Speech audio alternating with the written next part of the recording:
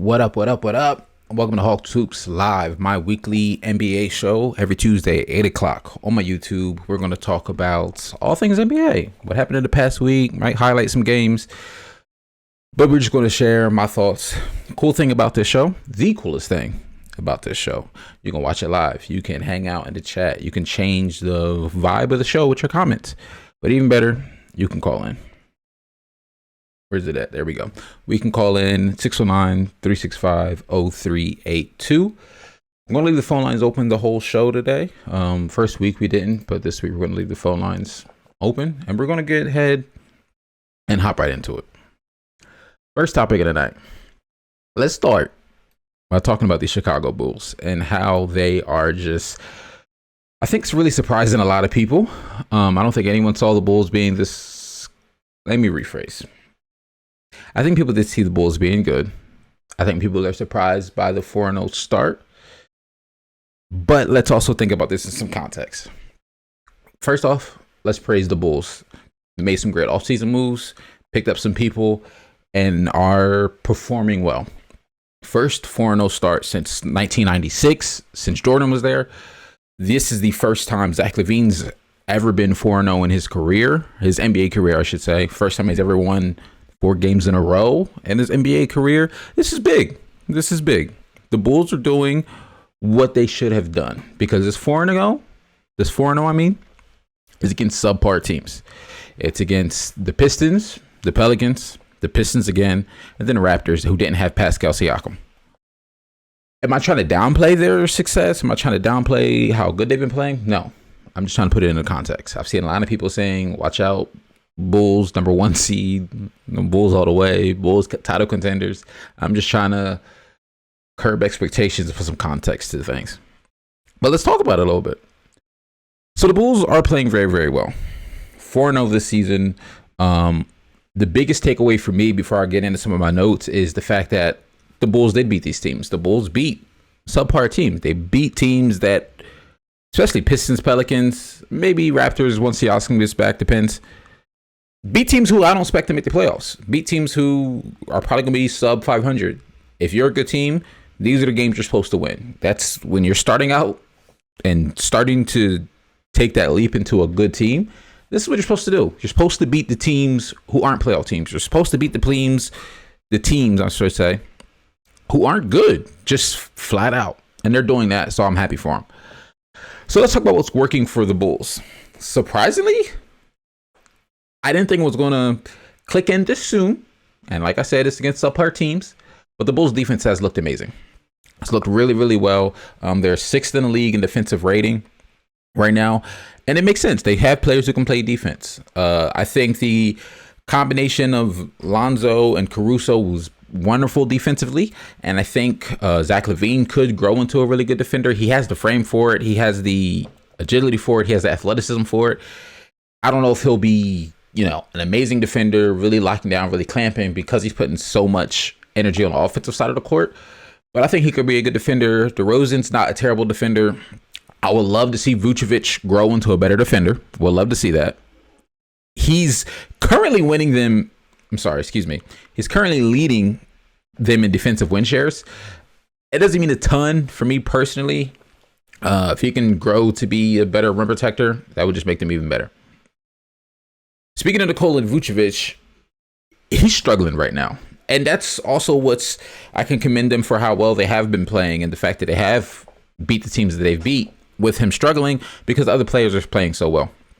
Vucevic is overall down offensively right now. His points per game is down a couple.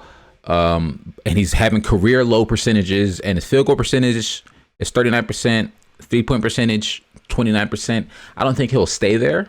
I think for the first time, he's having issues mainly because he, what's the word I'm looking for? He has better players around him. Like in Orlando, he was the guy. No one else was getting the ball. It was all on him. It was all expected to be him. And I think now he just has a little bit more, let's get used to playing with other people.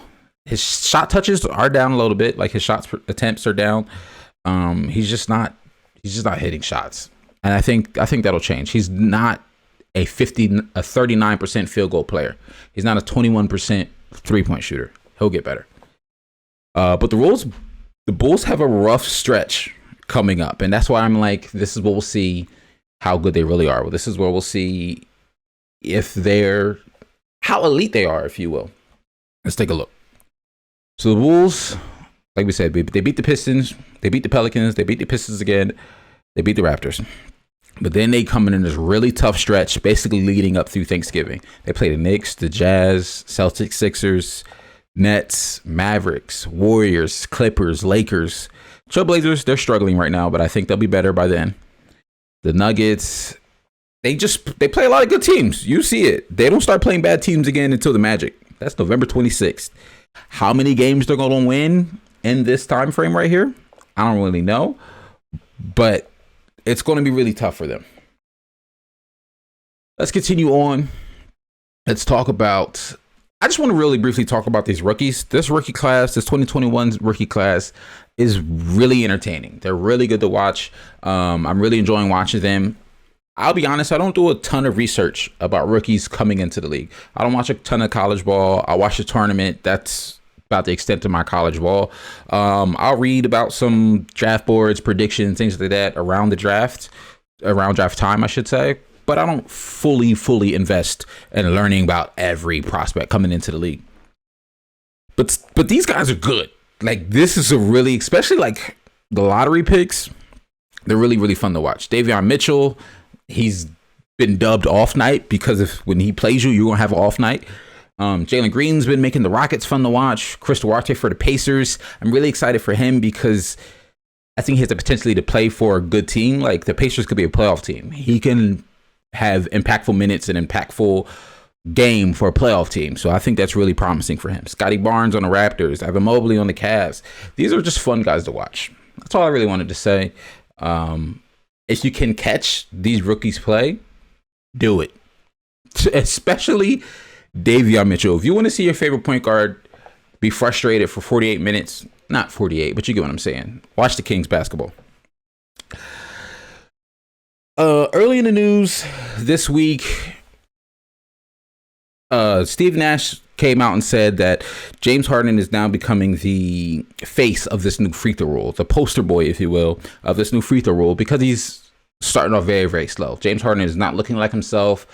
We've seen clips of him being visibly frustrated when he's making a move that he's made over the last literally 5 years, and he's gotten foul calls for it, and he's not getting these calls, and he's clearly frustrated. But let's calm down. Let's stop calling James Harden washed. Let's stop saying he was only getting free throws and getting fouled, and that's why he was elite, because that's clearly not the only reason he was elite. Was he very good at drawing fouls? Yes. Is his free throws way lower than previous seasons? Yes. Does that play a factor into probably why he's not playing that well? A little bit. And this is why. You'll hear it all the time. Coaches will say, if you're having an off night or if your shot's not falling, they'll say, go to the rim, get to the line, see some shots go in. Because if you're a good shooter, if you're an elite offensive player, sometimes that's all it takes to see 1 or 2 shots go in. And even if that was 1 or 2 or free throws, that's all it takes. James Harden, on the other hand, he's just not playing well right now. And that's okay. To be honest with you, he doesn't look like he's fully in shape. He doesn't look as fast as he normally is. He looks, I'll say not as extreme, but looks very similar to his last season in Houston. Started that season really rough. Part of that was because he obviously wanted to get traded, but he started the season rough, and he's starting rough now. But I think he'll be fine.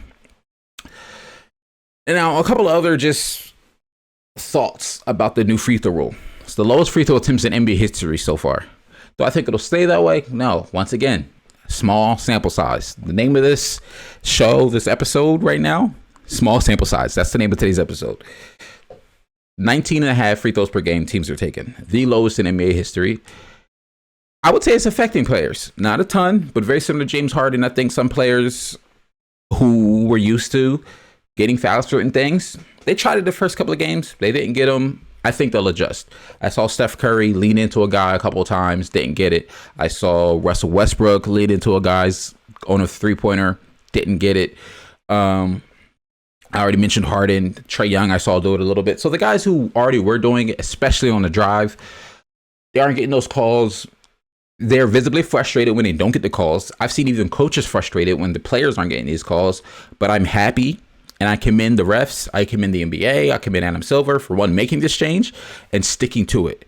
When this change was announced and over the offseason, I was very, very hesitant on being optimistic about them actually implementing it because I get it. It's tough. When you got these NBA players, they're going to be in your face. They're going to be yelling at you as a ref. Like, why aren't you giving me this call?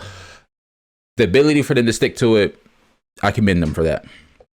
But like I said, it could have impact for some players not seeing the ball go in, get to the line. That's usually their go-to. I mean, granted, fouls are still being called, just obviously at an all-time low. I just hope the NBA stands their ground here. They don't fold. They stay with this long-term. And I think it's making for really, really good basketball. It doesn't have the constant stoppage for free throws every couple of seconds. You can really get some long stretches with no fouls and really just enjoy watching basketball. I commend them for it. All right, let's continue on. Let's quickly talk about let's talk about some teams I'm really just excited. Teams that I think are playing well right now. We already talked about we already talked about the Bulls, the only undefeated team left at the top of the show. Let's continue on and talk about a couple of other teams. It's not a really, really long episode for you guys today. Didn't want to hold you guys long this week. I actually want to watch some of the games. So we're not going to be here OD long. Let's talk about the Charlotte Hornets. LaMelo Ball is much-watch basketball. The Hornets in general are must-watch basketball. LaMelo's playing very, very well. Still shooting the ball at a high clip, showing a lot of pace. He's playing with pace, and I like to see that so far. He's getting his other teammates involved. He's playing with pace. He's looking really, really good. I'm loving what I'm seeing from Miles Bridges. He's got the opportunity to be most improved. He's like my most improved front runner right now. He's showing a lot of growth. He's averaging 17 shot attempts per game. That's versus the 9 attempts he shot last season. I want to say just scored 30 the other night. He's having a really good season. Once again, small sample size. Yes, they have some players out. Terry Rozier, PJ Washington, both listed day to day. I don't know if PJ Washington is necessarily going to take shots from Miles Bridges.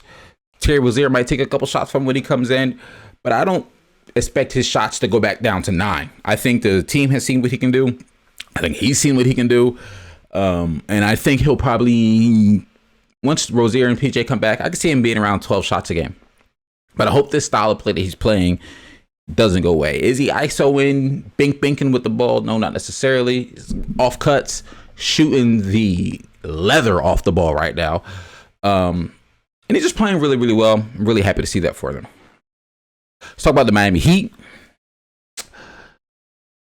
The addition of Kyle Lowry could potentially be the best offseason move. And I think, yes, it might be a little early. Once again, small sample size. But I think that could be the addition of the offseason. The impact that Kyle Lowry is having on the Miami Heat, it's not popping up on the box score. If you look at his counting stats, they're not great. 7 points, 7 assists, 26% from the field, 16% from 3. He's not really wowing you with his counting stats. But when you watch the game, his pace, his leadership, it's there. And you can see it there when you look at Tyler Hero's play. Tyler Hero right now is my lead for 6 Man of the Year. He is playing out of his mind. Bubble Hero is in full effect. So right now, Tyler Hero's average of 23, 7 and 4, all career numbers. Percentages are a little low, but I think that's because he's taking more attempts. He's got used to taking these many attempts. Percentages are down a little bit, but nothing to cry about or be freaking out about. But Kyle Lowry is doing so much for Tyler Hero, I believe. And Tyler Hero said it himself. Recently, he said to Sports Illustrated, "I love playing with Kyle Lowry. My first 2 years in the league, I didn't really have a point guard that could get everyone organized into their spots. That's no knock on my previous teammates. It's just the way that Kyle gets everyone to their spots. He's how he's a leader. He just understands the game in a way that not many people do. Just being next to him is obviously amazing for me. So he realizes it, which is great. He realizes the impact that Kyle Lowry's having on his game. The players realize the impact. I think Kyle Lowry is the biggest pickup because he can make Tyler Hero $6 million a year. Well, do I think Tyler Hero is going to keep this up all season? I don't fully know. I don't know if he's going to stay around, what did I say, 23 points a game. 19, 18, 20? If he can give me 19, 18 points off the bench for the rest of the season on the percentages that he's doing, $6 million a year. I don't care. Kyle Lowry, let's talk about him real quick. Like I said, numbers aren't necessarily jumping out at you, but his impact is there. You heard it in what Tyler Hero said. You see it in Tyler Hero's game. You see it in how the Miami Heat are playing with a little bit better pace. And let me just start out. Well, let me interject and say this isn't a knock on what is the name of their point guard they just got rid of? Oh my gosh. Gordon Dragic. My brain kept saying Dragon, but this isn't a knock on Dragic.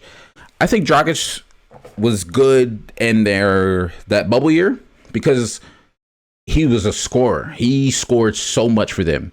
And that's what I think Tyler Hero was alluding to in the terms of he hasn't had a point guard who can set him up. And that's just who Dragic was. He was a scorer. They needed him to be a scorer. He went out, gave him 20 points a game. Beautiful. But I think Kyle Lowry has that ability to maybe give him like 12, 15 points a game. He's definitely got to score more. He cannot finish the season 7-7. He's got to score more.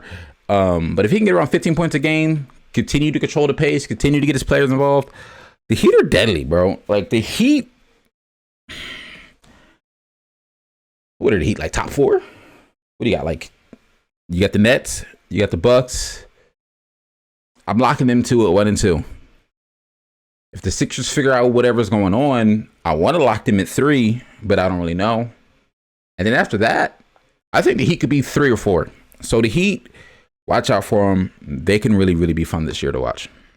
And the last thing I want to talk about, like I said, I didn't want to keep you guys here long, but if the season ended today, Ja Morant is MVP. There's literally no ifs, ands, or buts. You can make an argument for Steph. Steph's been playing great. He looks like an MVP himself.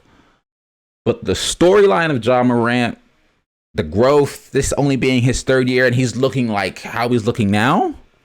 Ja Morant, 35 points, 8 assists, 58% from the field, 44% from 3. If he can keep this high level of 3-point shots, like this high 3-point percentage up, it really is going to open up his game so much. He's led Memphis to the best offensive rating in the league, literally because of him. He has had some amazing games. He's really playing with a lot of energy, shooting the ball well. Do I think he's going to sustain it all season? I truly don't know. I don't know. I need to watch some more of their games. I'll admit I haven't seen them a ton. I did watch that Lakers game where he missed that last, potentially game-timing free throw. Gave the Lakers their first win on the season. But I'm loving his game. I just need to watch him a little bit more. I'm absolutely loving his game, though. But like I said, guys, I wasn't going to keep you here long. We didn't have much to talk about on the docket this week. I didn't want to have a crazy long episode. I will see you guys next week, Tuesday, 8 o'clock. This is why you got to tune in, because sometimes we'll have a half-hour episode. Sometimes we'll have a 20-minute episode. Catch you next one. I'm out. Peace.